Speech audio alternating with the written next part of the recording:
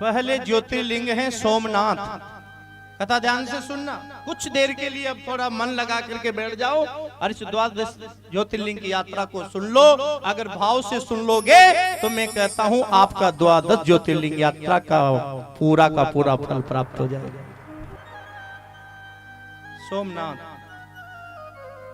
ज्योतिर्लिंग के रूप में मेरे भोलेनाथ कैसे प्रकट हुए, स्थापित हुए। प्यारे अत्रि ऋषि के पुत्र हैं कौन? चंद्रमा। चंद्रमा बहुत सुंदर था, बहुत प्यारा, इसलिए महाराज दक्ष प्रजापति जिसके 66 कन्याएं थी उसमें से 27 कन्याओं का ब्याह दक्ष प्रजापति ने चंद्रमा के साथ में कर दिया।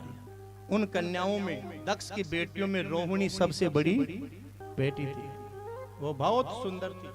चंद्रमा से उनका ब्याह हुआ, आनंद से रह रहा था। चंद्रमा के जीवन में कोई भी कमी नहीं थी, लेकिन फिर भी वो दुखी हो गया। क्यों?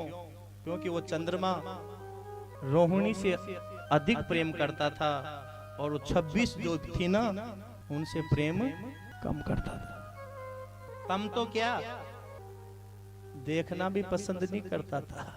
वो 26 बेटियां थी ना दक्ष प्रजापति की, वो रूठ करके अपने पिता के पास आ गई और आकर के शिकायत करने लगी, पिताजी, हे पिताजी, क्या हुआ? पिताजी हम दुखी हैं। क्या बेटियों तुम दुखी हो? हाँ। कैसे? ये चंद्रमा हमसे बात तक नहीं करता, हमसे कोई प्रेम नहीं करता। क्या? रोहिणी के सिवा ये किसी से प्रेम नहीं करे। दक्ष प्रजापति ने चंद्रमा को बुलाया और समझाया, चंद्रमा अपने इस रूप का, इस यौवन का अभिमान मत करो। मैं समझा रहा हूं, आज के बाद में शिकायत मेरे पास नहीं आना चाहिए। प्रसंग चल रहा है, ध्यान देना जी। चाहे धन हो चाहे पद हो, लेकिन किसी वस्तु का अभिमान जीवन में मत करो। अगर अभिमान करोगे तो कुछ ही दिन में, ज्यादा दिन नहीं चलोगे, कुछ ही दिन में हमारा पतन हो जाएगा। क्यों? क्योंकि जो हमें पद मिलता है साहब, जो ऐश्वर्य मिलता है, पद मिलता है, धन मिलता है, ये जो भी मिलता है प्यारे, ये सब मेरे गोविंद की कृपा से मिलता है। सब कुछ बनो आप, धनी बनो, यशस्वी बनो, ज्ञानी बनो, सब कुछ बनो, लेकिन जीवन में कभी अभिमानी मत बनो। जीवन में शीलता हमेशा धारण करो, क्योंकि जिसके जीवन में शीलता होती है ना, हाँ जी, जिसके जीवन में शीलता आ जाती है, सरलता आ जाती है साहब, वो इस दुनिया से तो क्या, लेकिन प्यारे उस दीन बंधु से भी जीत जाता है। चंद्रमा गया, कुछ दिन तो प्रेम किया, लेकिन कुछ ही दिन के बाद में अपनी प्रवृत्ति को नहीं बदला और वही प्रवृत्ति शुरू कर दी। जो दक्ष की बेटियां उनसे बात करना बंद कर दिया, देखना बंद कर दिया। वो फिर पिता के पास शिकायत करने आई। दक्ष ने कहा, बेटियों फिर तुम मेरे पास आई हो? हाँ पिताजी। क्यों? पिताजी क्या हुआ? उस चंद्रमा के अंदर कोई परिवर्तन नहीं हुआ। क्या? दक्ष को क्रोध आ गया। दक्ष तपस्वी था साहब, तो चंद्रमा को श्राप दे दिया। वो चंद्रमा, तुझे अपने पद का, अपने रूप का, अपने यौवन का अभिमान है, जाओ मैं श्राप देता हूं, तुम कुष्ठ रोगी हो जाओ। चंद्रमा को श्राप दे दिया। श्राप उन लोगों का लगता है जी जो तपस्वी होते हैं, जो प्रभु के अनन्य भक्त होते हैं। हाहाकार मच गया, सारे देवता दौड़ पड़े, हे प्रभु क्षमा करो, क्षमा करो। सारे देवता चंद्रमा सहित शंकर भगवान की शरण में गए, ब्रह्मा जी की शरण में गए और कहा, चंद्रमा कुष्ठ रोगी हो गए। ब्रह्मा जी ने कहा, चंद्रमा का एक कुष्ठ रोग मिट सकता है। कहां? प्रभा क्षेत्र में जाओ और वहां तपस्या करो। प्रभा क्षेत्र में साहब चंद्रमा गए और 6 माह तक 10 करोड़ महामृत्युंजय के जप के और तप किया। तो उस तप से देखते देखते देवादिदेव महादेव चंद्रमा के सामने प्रकट हो गए। जल डाला तो एक कुंड तैयार हो गया और कहा चंद्रमा इस कुंड में स्नान करो। उस कुंड में स्नान किया तो देखते देखते वो चंद्रमा कुष्ठ रोग से मुक्त हो गया और दिव्य रूप प्राप्त हो गया। मांगो क्या चाहते हो चंद्रमा? तुमने मेरा तप किया है, मेरी आराधना की है, मेरा जप किया है। चंद्रमा ने कहा भोलेनाथ मैं यही चाहता हूं। इस प्रभा क्षेत्र में गुजरात द्वारका से आगे उस भूमि में सोम कहते हैं चंद्रमा को। सोम किसे कहते हैं? चंद्रमा को। मैं चंद्रमा हूं और आप मेरे नाथ हो, इसलिए सोमनाथ ज्योतिर्लिंग के रूप में यह हमेशा के लिए स्थापित हो जाओ भोलेनाथ। देखते देखते मेरे भोले बाबा सोमनाथ के रूप में वहां हमेशा के लिए स्थापित हो गए और वचन दिया जाओ चंद्रमा जो भी यहाँ लोग आएंगे मेरे दर्शन करेंगे और जो इस कुंड में स्नान करेंगे वो कहीं कुष्ठ रोग कहीं चर्म रोगों से जीव मुक्त हो जाएगा और अलौकिक आनंद को प्राप्त हो जाएगा। दूसरा ज्योतिर्लिंग है मल्लिकार्जुन के रूप में मेरे भोले बाबा कैसे स्थापित हुए, ये कथा आपने सुनी होगी। शंकर जी के दो पुत्र थे, कार्तिक और एक गणेश। दोनों के बीच में झगड़ा हो गया। पहले ब्याह मेरो कराओ बाबा, पहले ब्याह मेरो कराओ। शंकर जी ने कहा तुम दोनों क्यों लड़ते हो? एक सरल उपाय है क्या, जिस ब्रह्मांड की परिक्रमा लगा के आएगा पहले उसका ही ब्याह करा दिया जाएगा। ये कहते कार्तिक तो प्रसन्न हो गए कि मेरा वाहन है मोर जो अभी जाता हूं और अभी परिक्रमा लगा के आता। पर गणेश जी का चेहरा उतर गया क्योंकि वाहन क्या है? चूहा। कार्तिक तो प्रस्थान हो गए लेकिन गणेश बुद्धि के देवता है साहब। उन्होंने क्या किया? सुंदर मंडप तैयार किया, मंडप सजाया, फुलवाड़ी लगाई और सुंदर मंडप सजा करके और अपने माता पिता को प्रणाम और कहा पिताजी क्या है चलो ना। क्या किया है? आपके लिए मैंने एक मंडप तैयार किया। क्यों? कोई विशेष? पहले बैठो तो सही। बिठाया और गणेश जी ने भोलेनाथ और पार्वती को प्रणाम किया।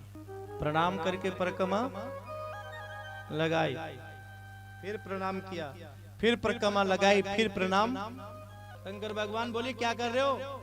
फिर तीसरी बार परिक्रमा लगाई, प्रणाम किया। चौथी बार परिक्रमा लगाई, प्रणाम किया। पांचवी बार परिक्रमा लगाई, प्रणाम किया। छठी बार परिक्रमा लगाई, प्रणाम किया। सातवीं बार परिक्रमा लगा करके प्रणाम किया। शंकर जी बोले ये क्या है? गणेश जी बोले ना बाबा आपने कहा था ना कि जो ब्रह्मांड की 7 परिक्रमा लगा करके आएगा उसी का पहले ब्याह हो जाएगा। तो मैंने आपके मुखारबिंद से सुना था कि दुनिया के भगवान नजर आए या नहीं आए, दुनिया के भगवान दिखे या नहीं दिखे, लेकिन सृष्टि के जो सच्चे भगवान हैं प्यारे वो माता पिता ही तो है। उनको प्रणाम कर लोगे तो ईश्वर को भी प्रणाम हो जाएगा। तो मैंने आपको प्रणाम किया है, आपकी परिक्रमा लगाई है, तो मेरी 7 परिक्रमा हो गई ब्रह्मांड की। शंकर जी प्रसन्न हो गए। वाह वाह गणेश वाह, मैं तुम्हें वरदान देता हूँ रे गणेश, क्योंकि तेने माता पिता का मान बढ़ाया है, इसलिए मैं वरदान देता हूँ जो भी शुभ काम करेगा पहले गजानंद की पूजा करेगा तो जाओ उसका काम भी सफल हो जाएगा। गणेश जी का ब्याह कराया शंकर भगवान ने और ब्याह कराया, पुत्र भी हो गए। उसके बाद में कार्तिक परिक्रमा लगा के आए, लेकिन रास्ते में कौन मिल गए? नारद। नारद जी बोले कार्तिक कहां से आ रहे हो? परिक्रमा लगा के। अरे राम राम राम राम राम राम, तुम परिक्रमा लगा के आ रहे हो? हाँ। अरे राम राम राम, गजब हो गया। कार्तिक बोले क्या हुआ? अरे राम राम राम, अच्छा माँ बाप तो कोई कभी नहीं होनी चाहिए। कार्तिक जी बोले बात क्या है? क्या? अरे राम राम, एक बेटे को परिक्रमा के लिए भेज दिया और दूसरे बेटे का ब्याह कर दिया। और ब्याह क्या, बेटा बेटी भी, दो पुत्र भी हो गए। कार्तिक कहा मुझे मेरे पिता ने निकाल दिया, माता ने निकाल दिया, और दूसरे बेटे का ब्याह भी करा दिया। ब्याह नहीं, बेटे भी हो गए। ये तो सुनना था और आग लग गई। कार्तिक आए, पर नारद जी कोई बुरा भी करते हैं ना तो बुरा नहीं करते, उसमें भी भला होता है। नारद जी कार्तिक के द्वारा बहुत बड़ा काम कराना चाहते हैं। प्रणाम किया कार्तिक और प्रणाम करके निकल पड़े। किसके लिए? तपस्या के लिए। शंकर जी ने रोका, नहीं रुके। पार्वती ने रोका, नहीं रुके। और पहुंच गए क्रौंच पर्वत पे। जाकर के शंकर भगवान का तप कर रहे हैं, आराधना कर रहे हैं, पूजन कर रहे हैं, पार्थिव शिवलिंग बनाते हैं, रोज अभिषेक करते हैं और मंत्र जाप करते हैं। पार्वती को याद आ गई, भोलेनाथ आज मेरे पुत्र कार्तिक की मुझे याद आ रही है, भोलेनाथ मुझे मेरे बेटे की याद आ रही है। शंकर जी ने कहा, प्रिया अगर तुम्हें याद आ रही है तो चलो हम उस कार्तिक को ढूंढेंगे। शंकर भगवान पार्वती गए प्यारे, वहां पहुंच गए जहां कार्तिक पार्थिव शिवलिंग की पूजा करते थे। पार्वती ने देखा, भोलेनाथ क्या है? भोलेनाथ क्या है? ये मेरे बेटे कार्तिक, मेरे बेटे कार्तिक की चिन्ह है क्या? हाँ। कार्तिक ने देखा मेरे माता पिता आ रहे हैं, पूजन करके आगे निकल गए। शंकर जी बोले चलो ना कि अब बस हम कहीं नहीं जाएंगे, बस हम यहीं रहेंगे। मल्लिका कहते हैं पार्वती को, अर्जुन कहते हैं शिव जी को। ध्यान देना, तमिल में अर्जुन मैंने शंकर, मल्लिका मैंने पार्वती। देखते देखते पति पत्नी के स्वरूप में अब मल्लिकार्जुन के रूप में मेरे भोलेनाथ हमेशा के लिए वहां स्थापित हो गए। बोले मल्लिकार्जुन भगवान की। तीसरे ज्योतिर्लिंग के रूप में है राजा के राजा महाकाल, उज्जैन। वहां शूद्रस नाम के ब्राह्मण के 4 पुत्र थे, सुक्रत, सुयत और सुवत। ये खुद भी भजन करते थे, शिव जी का अभिषेक करते थे, ये भी पूजन करते थे। लेकिन दूषण नाम का राक्षस रहता था एक वहां। वो राक्षस अपनी खुद की पूजा करवाना चाहता था, किसी की पूजा आंखों से देखना पसंद नहीं करता था।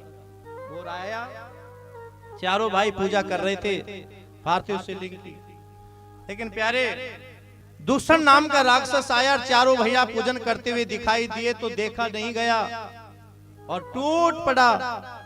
जैसे ही वो टूटा उन चारों भाइयों के ऊपर, तो चारों भाइयों की आंखों में से आंसू गिरे शंकर जी की पिंड पे।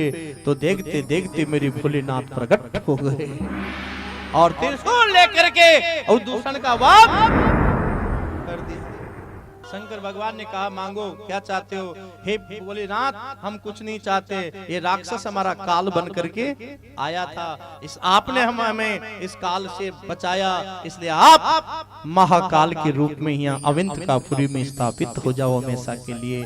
तो महाकाल ज्योतिर्लिंग के रूप में मेरे भोले बाबा उज्जैन में हमेशा के लिए स्थापित हो गए। आज भी वो अविंत का नगरी जहाँ श्री कृष्ण और सुदामा सांदीपन आश्रम पे पढ़े और वहां 64 विद्या श्री कृष्ण ने प्राप्त करी। महाकाल की नगरी, महाकाल से आगे हैं ओंकारेश्वर मंगलेश्वर। हाँ जी, नारद जी तपस्या करके आ रहे थे, विंध्याचल पर्वत ने प्रणाम किया कि पर्वत जितने भी हैं उसमें बड़ा कौन है? नारद जी ने कहा सबसे बड़ा पर्वत है वो है सुमेरु पर्वत। महाराज वो क्यों है? क्योंकि शिव जी का वर्णन भक्त क्या? हाँ, विंध्याचल ने कहा मैं उससे अधिक तपस्या करके बताऊंगा। प्यारे, विंध्याचल ने शंकर भगवान का घोर तप किया, ऐसा तप किया जो देवादेव महादेव को आना पड़ा और प्रकट होकर के बोले, मांगो क्या चाहते हो? हे भोलेनाथ, मैं यही चाहता हूँ आप यहाँ स्थापित हो जाओ। लेकिन शंकर भगवान ने कहा मैं यहाँ स्थापित हो जाऊंगा, लेकिन मेरी शक्ति है विद्येश्वरी, वो तुम्हारे पर्वत पे जाकर के स्थापित होगी और जो उसका पूजन करेगा और जो प्यारे ओंकारेश्वर मंगलेश्वर का दर्शन करेगा उसे ओंकारेश्वर का ज्योतिर्लिंग का परम पुण्य प्राप्त होगा। नर्मदा है बीच में केवल, देखते देखते मेरे भोले बाबा ओंकारेश्वर रूप ज्योतिर्लिंग के रूप में वहां हमेशा के लिए स्थापित हो गए। 5वें में चले केदारनाथ। क्या है? केदारनाथ के रूप में मेरे शंकर भगवान ज्योतिर्लिंग के रूप में हमेशा के लिए स्थापित हुए। और कैसे हुए? आपने कथा को सुन रखा है, जब पांडव स्वर्गारोहण के लिए उत्तराखंड की ओर गए, बद्री का आश्रम को पहुंचे, वहां धर्मराज ने कहा, ओ अर्जुन, नकुल, सहदेव, हम स्वर्गारोहण के लिए जा रहे हैं, इस उत्तराखंड की पावन धरा पे आप पहुंचे हैं, लेकिन मैंने सुना है यहाँ भोले बाबा भी दर्शन के लिए आए। क्या क्या भोलेनाथ दर्शन के लिए आए? कहाँ मिलेंगे? ढूंढो, कहीं यहीं होंगे। कैसे पता चलेगा? नकुल सहदेव जो है ना छोटे भाई, ये ज्योतिष में निपुण है, ये देखेंगे बताएंगे। ज्योतिष में निपुण थे। नकुल सहदेव ने देखा और बताया धर्मराज को कि भोले बाबा यहीं हैं। और कहाँ है? ये जितने भी भैंसे हैं ना, इनके बीच में मेरे भोले बाबा भैंसा बन करके विचरण कर रहे हैं। क्या शंकर जी भैंस के रूप में है? कैसे पहचाने में? धर्मराज ने कहा, एक उपाय है। क्या? ये जितने भी भैंसे हैं ना, ये हरिद्वार की ओर जाएंगे। फिर ओ भीम दादा, तुम्हारी ये जो टांग है ना, इसको लंबी करके बैठ जाओ। ये नकली भैंसे हैं ना जितने, ये सब हरिद्वार की ओर निकल जाएंगे, पर तुम्हारी टांग के नीचे से शंकर बाबा, बोले बाबा नहीं निकलेंगे। भीम तो दादा था साहब, बढ़ गया। हरिद्वार की ओर सारे भैंसे निकल गए, लेकिन त्रिशूल वाले बाबा है ना, दूर ही खड़े रह गए। नकुल सहदेव ने कहा, वो रहे भोले बाबा, पकड़ो। भीम दौड़ा, 7 परिक्रमा लगाई भोलेनाथ ने, और आगे भोलेनाथ, पीछे भीम। दौड़ते दौड़ते दौड़ते दौड़ते साहब उस उत्तराखंड की भूमि में एक गुफा दिखाई दी। उसमें देखते देखते भोले बाबा प्रवेश हो गए। पीछे का भाग था वो भीम ने पकड़ लिया, और आगे का भाग था ना, वो नेपाल में जाकर के निकला। तो यहाँ देखते देखते केदारेश्वर महादेव के रूप में भोलेनाथ प्रकट हो गए। और जो मुंह निकला ना, उसका नाम पड़ा पशुपति। पांडवों ने भोलेनाथ से प्रार्थना की, कहा मांगो क्या चाहते हो? भोलेनाथ हम यही चाहते हैं, हम स्वर्गारोहण के लिए जा रहे हैं, आपके दर्शन मिले हैं, और आप हमेशा के लिए स्थापित हो जाओ। जो केदारनाथ और पशुपति नाथ के दर्शन करता है, तब जाकर के एक ज्योतिर्लिंग की यात्रा पूरी होती है। बोले शंकर भगवान की। भीमेश्वर महादेव करकटी का पुत्र था, राक्षसी थी करकटी, उसका पुत्र था भीम। एक ही बेटा था, बलशाली था, लेकिन जब वो खेलने जाता था तो उसको बालक चिढ़ाते थे, भैया तुझे माता का तो पता है, पर तेरे पिता का तुझे पता नहीं है। कौन है तुम्हारे पिता? तो भीम आकर के और अपनी माँ से शिकायत करता था, माँ मेरे को लोग चिढ़ाते हैं, ये कहते हैं तेरा पिता का नाम क्या है? उस करकटी ने कहा, बेटा मैंने आज दिन तक तेरे से नहीं कहा। क्यों नहीं बताया कि तेरा पिता कौन है? क्योंकि कहने लायक नहीं। क्यों?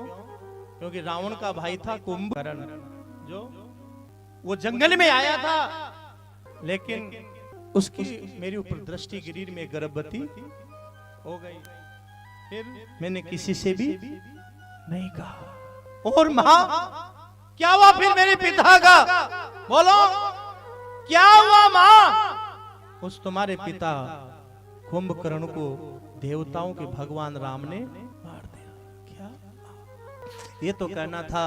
और उस भीम ने देवताओं से बदला लेने के लिए शंकर जी का घोर तप किया। ऐसा तप किया, ऐसा तप किया, जो प्यारे शंकर भगवान उस भीम की तपस्या से देखते देखते पिंड को फाड़ करके मेरे भोलेनाथ प्रकट। मांगो क्या चाहते हो? भोलेनाथ मैं यही चाहता हूँ कि मेरी मृत्यु देवताओं के हाथ से ना हो, मारे तो केवल आप ही मारे। वरदान दे दिया और ये भीम स्वतंत्र विचरण करने लगा, आतंक मचाने लगा। तो शंकर जी का अनन्य भगत था एक काम रूप नाम का राजा। वो शंकर जी का भजन कर रहा था, अभिषेक कर रहा था, तपस्या कर रहा था, नाम जप कर रहा था, बेलपत्र चढ़ा रहा था। ये आया और इसने इस काम रूप राजा के लात मारी, ठोकर मारी। और वो कर रहा था शंकर जी का पूजन, पिंड पे गिरे, आंसू गिरे पिंड पे, पार्थिव शिवलिंग पे। तो देखते देखते पिंड को फाड़ करके मेरे भोले बाबा प्रकट हो गए। बोले शंकर भगवान की, बोले देवादिदेव महादेव की। शंकर भगवान ने कहा, मांगो राजा क्या चाहते हो। हे भोलेनाथ, ये भीम मेरा काल बन के आया था, आपने मेरी रक्षा किए। इसके अगर ये नहीं आता और मुझे लात नहीं मारता तो आप मुझे मिलते भी नहीं। तो ऐसा करो ना, भीमा शंकर के नाम से ही ज्योतिर्लिंग के रूप में आप हमेशा के लिए स्थापित हो जाओ। देखते देखते मेरे बोले बाबा भीमासुर शंकर के रूप में प्रकट हो गए, स्थापित हो गए। बोले भीमासुर महादेव की। साथ हैं काशी विश्वनाथ। प्यारे, जब सृष्टि का वर्धन हुआ था, ब्रह्मा जी ने कहा मैं सृष्टि का वर्धन करूंगा, और विष्णु भगवान ने कहा कि मैं इसका पालन करूंगा। तो मेरे भगवान का कान का कुंडल था ना, वो टिपक गया था, गिर गया था। जहां कान का कुंडल गिरा प्यारे, वहां मणिकरिका, मणिकर्णिका क्षेत्र नाम पड़ गया, जो पंचकोश तक उसकी प्रभा फैली हुई है। उसको पंचकोश की यात्रा भी कहते हैं। वहां सारे देवताओं ने प्रार्थना करी। तो देखते देखते विश्व के पालन हार के सामने विश्व के रक्षक करेता, देखते देखते भोलेनाथ वहां प्रकट। भगवान विष्णु ने प्रणाम किया, ब्रह्मा जी ने क्या किया और कहा, तुम हे भोलेनाथ इस विश्व का पालन करोगे, और हम जो भी काम करेंगे ना वो आपकी आज्ञा लेकर के करेंगे, सृष्टि का कल्याण करोगे। तो प्यारे, विश्व के नाथ बनोगे आप। ये महाप्रलय होगा ना तो अभी इस काशी का कभी विनाश नहीं होगा। और नहीं होता है साहब, त्रिशूल पे शंकर भगवान उसको धारण करते हैं, पर यहाँ हमेशा के लिए आप स्थापित हो जाओ। तो देखते देखते मेरे भोले बाबा काशी विश्वनाथ के रूप में वहां स्थापित हो गए। बोले काशी विश्वनाथ भगवान की, बोले शंकर भगवान की। अष्टम ज्योतिर्लिंग है त्र्यंबकेश्वर महादेव। ब्रह्मगिरी पर्वत पे महाराज गौतम ऋषि रहते थे और वहां तपस्या करते थे। पत्नी का नाम था अहिल्या। एक समय ऐसा आया जो 12 वर्ष तक जल नहीं गिरा और काल पड़ गया, महाकाल। काल पड़ गया और ऐसा काल पड़ा जो त्राई त्राई मच गई। तो जितने भी ब्राह्मण थे ना, जितने भी संत समाज, ब्राह्मण समाज, गौतम ऋषि के पास पहुंचे और कहा, हे महाराज रक्षा करो, अकाल पड़ा क्या। तो मेरे गौतम ऋषि ने घोर तप किया था और तपस्या करने से इंद्र ने वृष्टि करी। काम अच्छा ही किया था ना, काल पड़ा था, लोग भूखे मर रहे थे, लेकिन गौतम ऋषि की तपस्या करने से इंद्र ने जल गिराया। तो वही प्रकृति हरी भरी हो गई। लोग चर्चा करने लगे, ऋषि हो तो गौतम ऋषि जैसा। हाँ जी, पर कई लोगों को हमारी प्रशंसा अच्छी नहीं लगती।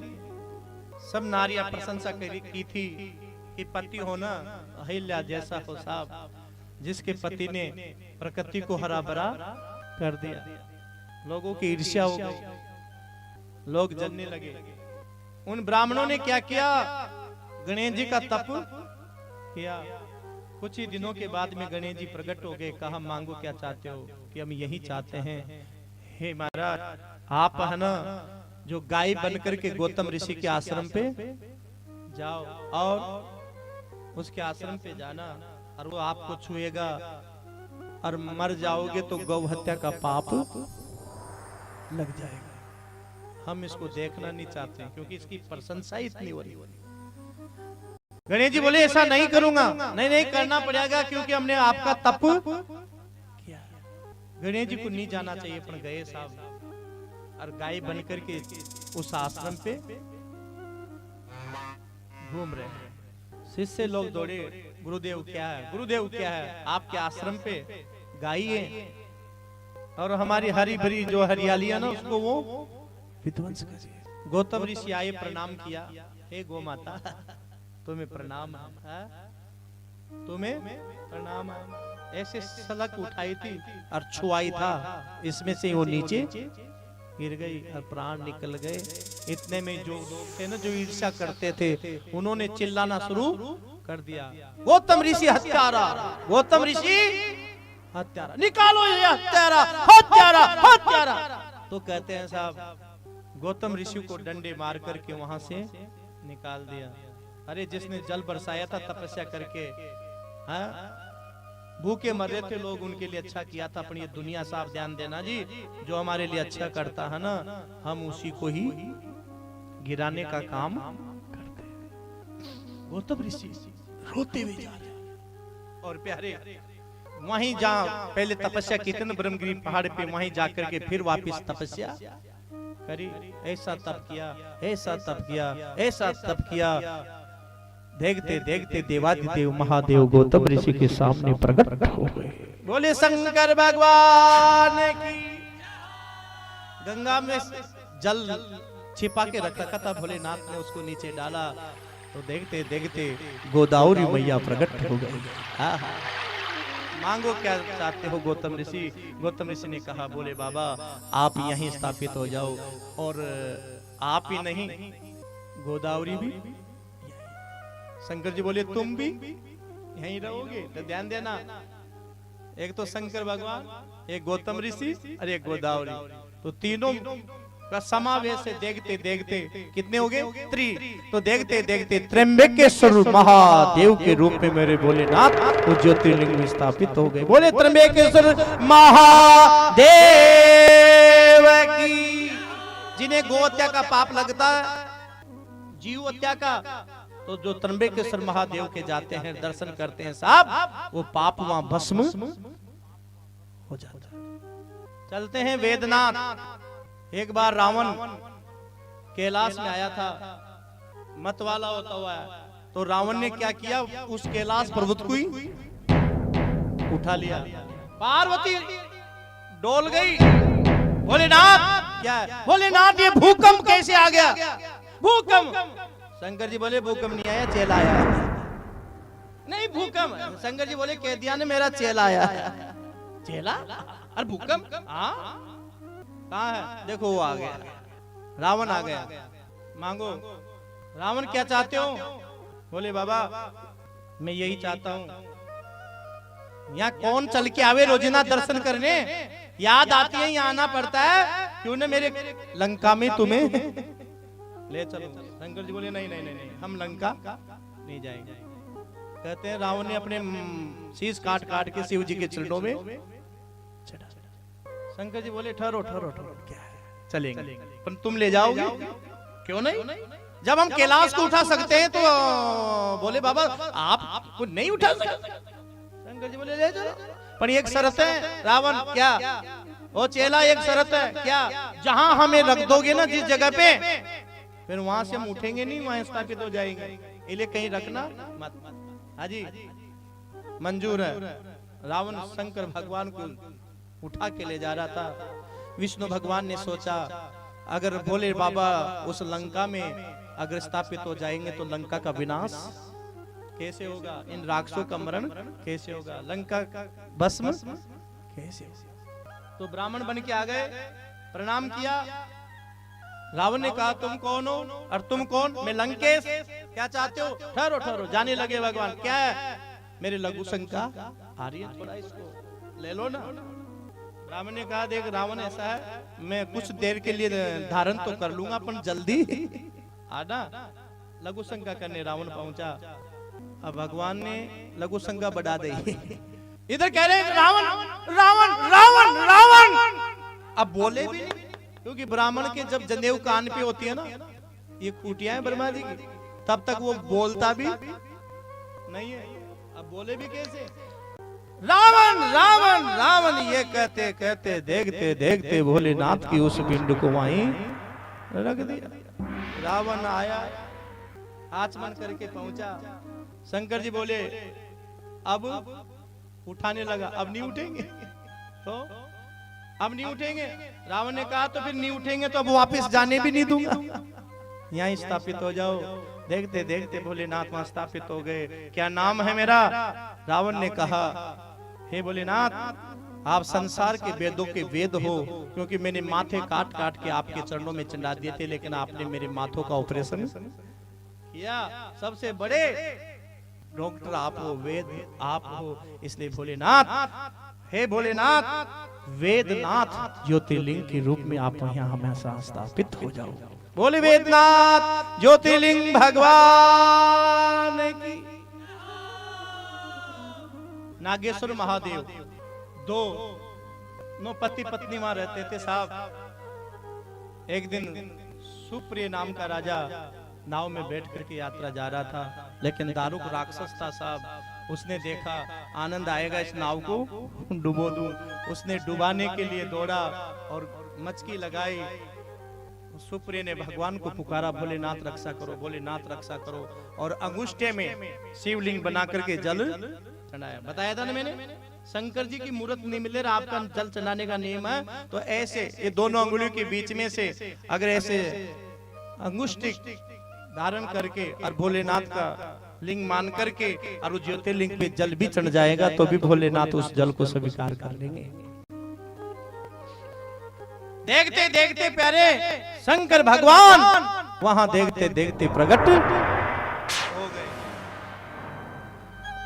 और देखते मेरे भोलेनाथ ने उस दारुक राक्षस का वध कर दिया। दारू की चिल्लाई, हे भोलेनाथ, मेरे पति को आपने मार दिया, मेरे पति को मार दिया। शंकर भगवान ने कहा वो तो मर गया, पर तुम क्या चाहती हो? मैं सहेली हूँ पार्वती की। तो भोलेनाथ आप यहाँ स्थापित हो जाओ।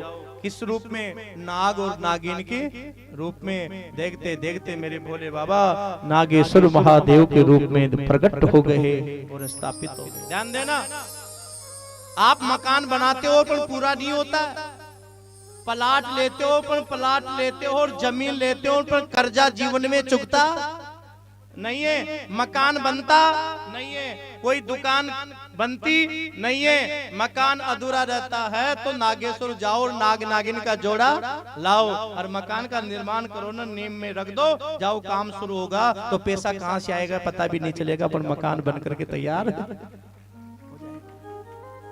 11वें नंबर के हैं रामेश्वरम। पता है आपको, राम जी लंका जीतने गए थे ना, हाँ जी, तो लक्ष्मण के द्वारा जल मंगाया था और पार्थिव शिवलिंग बना करके और मेरे राम जी ने अभिषेक किया था। और ऐसा अभिषेक किया, क्यों किया? क्योंकि मैं भोलेनाथ के चेला को जीतने देखते देखते मेरे भोले बाबा प्रकट हो गए और कहा, प्रभु क्या इच्छा है? मैं आपके चेले से युद्ध करने जा रहा हूँ भोलेनाथ, इसलिए आप यहाँ स्थापित हो जाओ। नाम क्या पड़ेगा मेरा? क्योंकि आप क्या हो? राम के भी ईश्वर हो, राम के भी ईश्वर हो, जो राम के भी ईश्वर हो। हे भोलेनाथ आपका नाम इसलिए रामेश्वरम पड़ेगा। बोले रामेश्वर महादेव की। 12वें ज्योतिर्लिंग है घुश्मेश्वर महादेव। देवगिरी पर्वत पे एक सुधर्मा नाम का ब्राह्मण था। क्या नाम था? सुधर्मा। उसकी पत्नी थी सुदेहा। अच्छा गुरुदेव, फिर ब्राह्मण वेद पाठी था, ज्ञानी था, कोई संसार की चिंता नहीं थी, लेकिन वो सुदेहा ब्राह्मणी थी ना, उसको लोग चिढ़ाते थे। ये माताएं ईर्ष्या करती थी, कहते हैं कि जिसके पुत्र नहीं होता उसका मुंह भी नहीं देखना चाहिए। ये कहती थी, ईर्ष्या करती थी। एक दिन वो सुदेहा आकर के रो पड़ी, स्वामी क्या? स्वामी क्या हुआ? स्वामी क्या हुआ? क्यों रोई? स्वामी हमारी कोई पुत्र नहीं है। सुधर्मा ने कहा पुत्र नहीं है? हाँ, जो क्यों रोती हो? मुझे जो मोहल्ले की है ना ये माताएं मुझे चिढ़ाती है, नफरत करती हैं, देखती नहीं है। सुधर्मा ने कहा क्यों रोती हैं? जिनके बेटा होते हैं ना उनसे जाकर के पूछो, सुखी तो वो भी नहीं है। नहीं नहीं स्वामी, पुत्र तो होना चाहिए। ब्राह्मण ने समझाया सुदेहा, राजा सगर के 60,000 पुत्र थे, लेकिन प्राण निकले तब एक भी पुत्र नहीं था। हाँ जी, दशरथ जी के भी कितने थे? 4, मरे तब एक भी मौजूद नहीं। नहीं होना चाहिए। क्या करूं? हे स्वामी, पुत्र प्राप्ति के लिए मेरी छोटी बहना है गुस्मा, उसे आप ब्याह कर लो ना। ब्राह्मण ने समझाया, ओ सुदेवा ऐसा काम मत करो। क्यों? क्योंकि आज तो तुम्हारी बहन तुम्हें प्रिय लग रही है, लेकिन कल से वो तेरी दुश्मन हो जाएगी, नफरत करेगी। स्वामी मैं ताने नहीं सुन सकती स्वामी, मेरी छोटी बहन है गुस्मा, उसे आप ब्याह कर। हाँ, सुधर्मा ने उसी सुदेहा से कहने से गुस्मा से ब्याह कर लिया। आ गई एक बात है, पर ये गुस्मा शिव जी की अनन्य भक्त है। रोज पार्थिव शिवलिंग बनाती हैं और पूजा करती हैं, शिव अभिषेक करती हैं, और उसके बाद में आचमन करे और उसके बाद में भोजन। मेरे भोलेनाथ की कृपा से प्यारे, मेरे भोलेनाथ की कृपा से समय पाकर के उस गुस्मा के सुंदर पुत्र की प्राप्ति भी हो गई। अब तो ब्राह्मण का प्रेम भी जिसके पुत्र हुआ ना उसकी ओर बढ़ गया और सुदेहा से हट गया। और जब बेटा हो गया ना तो ये उस सुदेहा को देख करके नफरत करने लग गए। सुदेहा ने कहा, अच्छा मैंने ही बहन तेरा ब्याह कराया और मेरी दुश्मन सहन नहीं हुआ। प्यारे उस गुस्मा के समय पाकर के सुंदर पुत्र हुआ, उसका ब्याह हुआ, लेकिन इतनी, हाँ जी, इतनी नफरत हो गई सुदेवा को, जो बहू को लेकर के बेटा आया था, लेकिन रात में उठी और तलवार लेकर के और उस पुत्र का मस्तक काट दिया। सवेरा हुआ, गुस्मा तो शंकर जी की पूजा कर रही है नदी के किनारे, और प्यारे इधर सुदेवा उठी, बेटा की पत्नी उठी और पति के धड़ को अलग देखा तो मछली की तरह तड़प गई। स्वामी स्वामी नहीं, स्वामी नहीं। प्यारे दौड़ी और कहा, माँ क्या हुआ? माँ क्या हुआ? आपका पुत्र नहीं है क्या? पुत्र नहीं है? बेटी रुको, अभी मैं शंकर जी की पूजा कर रही हूँ, मैं कुछ नहीं सुनना चाहती। जब पूजन से निमटी और पार्थिव शिवलिंग का विसर्जन किया, बाहर निकली और कहा, बेटी क्यों रो रही हो? कि मेरे पति नहीं रहे। बेटी क्यों रोती हो? जिसने दिया है उसने ले लिया, तो इसमें हर्ज भी क्या है? देने वाला भी वो है, लेने वाला भी वो है। आने लगी तो ध्यान देना जी, उस गंगा से पीछे से वो बालक जो मरा था ना, वो जिंदा होकर के दौड़ा हुआ आ रहा है। माँ मुझे छोड़ के कहाँ जा रही हो? माँ मुझे छोड़ के कहाँ जा रही हो? ये तो कहना था। और गुस्मा रो पड़ी। शंकर भगवान की पिंड पे आंसू गिरे तो पिंड को फाड़ करके मेरे भोलेनाथ प्रकट हो गए। बोले शंकर भगवान की, बोले देवादिदेव महादेव की। मांगो गुस्मा, क्या चाहती हो? गुस्मा ने कहा, हे भोलेनाथ मैं यही चाहती हूँ, इस मेरी बहन सुदेहा ने मेरे बेटे को मारा, लेकिन इसको क्षमा कर दो और आप यहाँ हमेशा के लिए स्थापित हो जाओ। तो देखते देखते मेरे भोलेनाथ गुस्मेश्वर महादेव के रूप में स्थापित हो गए साहब। बोले गुस्मेश्वर महादेव की। जिन माताओं के पेट में बालक पड़ते हैं पर डरते नहीं है, गिर जाता है 7वें महीने में, 8वें महीने में। अरे जिस माताओं के संतान नहीं होती है साहब, जिसके पितृदोष होते हैं, वंश नहीं चलता है, घुसमेश्वर महादेव का अभिषेक करे और दर्शन करने से हमारे वंश की, परिवार की वृद्धि होती है।